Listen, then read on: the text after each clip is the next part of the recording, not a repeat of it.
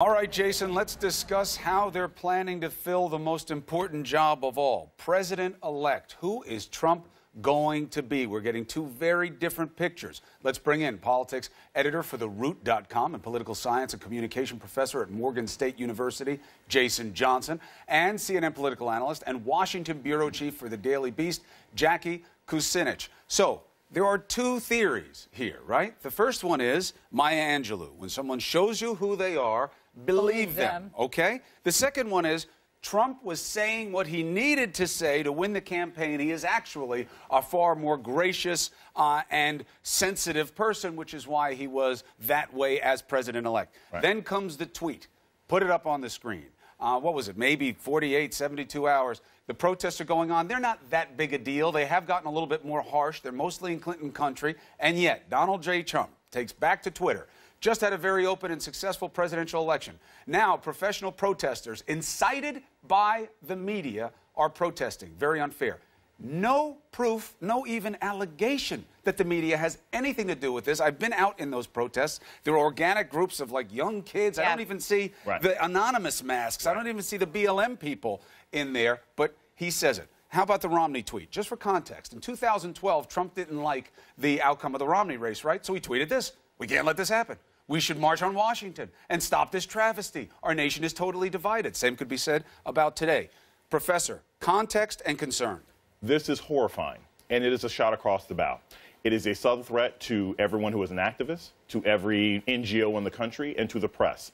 This is the man that Donald Trump is. This is who he ran to be. And this is what we were talking about yesterday, Chris. We were talking about a peaceful transition, okay? Part of a peaceful transition isn't just shaking hands with President Obama. It is speaking to people who didn't vote for you and people who did vote for you and say, not just it's time for us to come together, but I am a law and order president. So that means, look, if you don't like me, protest legally and peacefully, but also those of you who support me, like the Klan, like the harassment that we've been seeing throughout the country, I will prosecute you as well. You are not a part of Trump's America. He is not pushing us towards a peaceful transition. He is pushing us towards more violence and more danger, and this is unprecedented. Jackie, you can't frame it any better than that. This is him reverting to campaign Trump. And so maybe it's time for everybody to recognize that campaign Trump is real Trump. I've never thought that Trump was anything but campaign Trump. I mean, this, and his supporters, who he is still speaking to, love it. Yesterday, when he was at the White House and in front of the cameras, of course, and he was very tame, I guess, for lack of a better word. But he didn't have a protective press pool when he got there, and it's not protective press pools aren't for the media. What does that mean? So what happens is you have a group of people, a small group of people that follow the president's every move, and we get pool reports that say, you know, what he ate for breakfast, who he met with, really kind of, it's like the mundane details most of the time of the president's life. Now, and why do we have that? We have that so we know where he is. So we know at all times. So the American public knows at all times. And it's not for nefarious reasons. So it's for chronicling history. It's for the health and well-being of the president. And transparency. Of a concern. And transparency. Here's where he's supposed to be. Here's where he is. It should be a concern for all of America, the entire country. And he cut off that press pool. Yes, which is breaking decades and decades of precedent. Let me use an example. When President Obama was president-elect and he was flying to Washington, he had reporters with him, and that's how we know that someone watched the weight of the presidency settle on his shoulders, and that moment is forever preserved in time. We don't know what Donald Trump was like on the plane over because no one was with him. No one was there to observe it. And that it's not because, you know, we're the media and we want to keep an eye on him. It has everything to do with history. And I say that because I posted this on Twitter yesterday, and I had a bunch of people come back at me saying, you know, the media deserves this. You deserve to be cut off. It's not about us. No. It's about them. And the Constitution and transparency. The Constitution, transparency, and safety. And I say this with all candor. You've got Sean King writing about this in the Daily News. You've got tumblers 24 hours after Trump. Donald Trump, with Nigel Farage from the UK, were saying this is going to be American Brexit. Well, we saw what happened after Brexit. We saw the increase in violence. We saw the harassment against black and brown and tan people and people of color and people who are considered others. We have documentation of this already. We have the black baby doll with a noose found at a dugout. We have the spray paint on a storefront in North Carolina that says Black lives don't matter and neither do your votes. This is what's happening. It is his responsibility as President of the United States. Maybe some of those people are his supporters. Maybe some of them aren't. But if you're president-elect of the United States, you speak to that immediately. You don't start attacking the press, and you don't start attacking protesters. You know, the people around him, the team that's emerging, they have a very definite sense that he deserves a shot. And I would suggest objectively, of course he deserves a shot. He just won the election. He has the mandate as president-elect. It's up to him to set the tone. Right. He did well out of the box.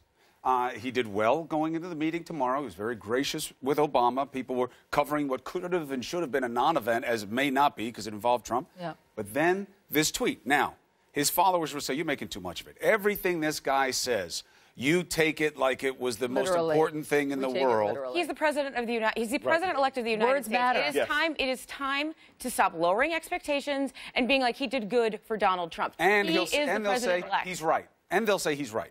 These protesters are a bunch of punks.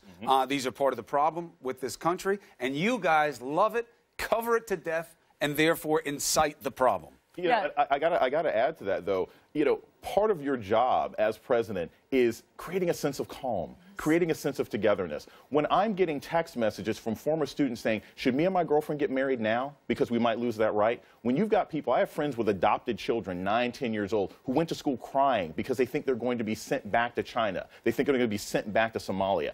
The president of the United States has to be sensitive to those things. Even if he doesn't think it's his responsibility, he's got to get on the stage and say, just like George Bush after 9/11, just like Barack Obama when people were concerned, people thought they were going to lose their guns. Obama got on stage and said, I'm not taking your guns. No, I disagree with you. I don't think he did say that the other night. It's actions. Well, yes. It's actions at this point. It's And not what could he tweeting. do? It's not tweeting. And so what he tweeted last night. It's not It's sending not out a tweet tweeting about the media. full stop. Right, You know what I mean? Twitter is a terrible place. It is all negativity. It just does it because of its brevity. Absolutely. It encourages emotional response, And its anonymity. not subtle ones. Absolutely. Now, he's not anonymous. He's the most known person in the world now. But I just can't believe they're going to let him do something that he struggles with and that is so potentially dangerous as president-elect. I can't believe What actions are you looking for, Jackie? Well, that's what I'm saying. Maybe it's non-action, to Chris's point. Maybe it's just not tweeting. Maybe it's because but to Jason's point, he's saying, you want to create a sense of calm. That doesn't create a sense of calm. Right. And the other night, when in his acceptance speech, he said, now's the time for everyone to come together. Well, okay, then don't do that. That's what I mean by actions. But he needs to not do things. But like yet, President Obama seemed to come out of the meeting encouraged. Right. It's hard to know with political speak what happened behind the scenes, but when President Obama came out, and we'll play this moment now, he seemed to be assuaging people's fears. Right. He said they had an excellent meeting. So watch this moment. The opportunity to have an excellent conversation with President-elect Trump. It was wide-ranging. We talked about some of the... Being with you many more times today. Thank you. Okay.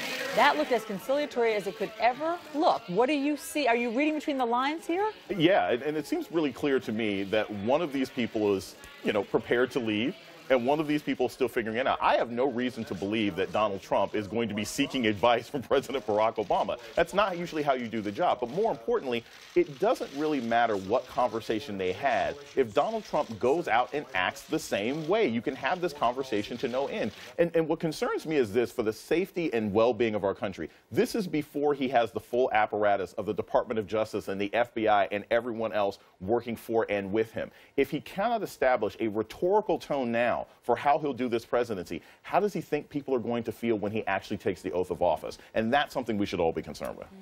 Jason, Jackie, thank you very much. Stick around, please.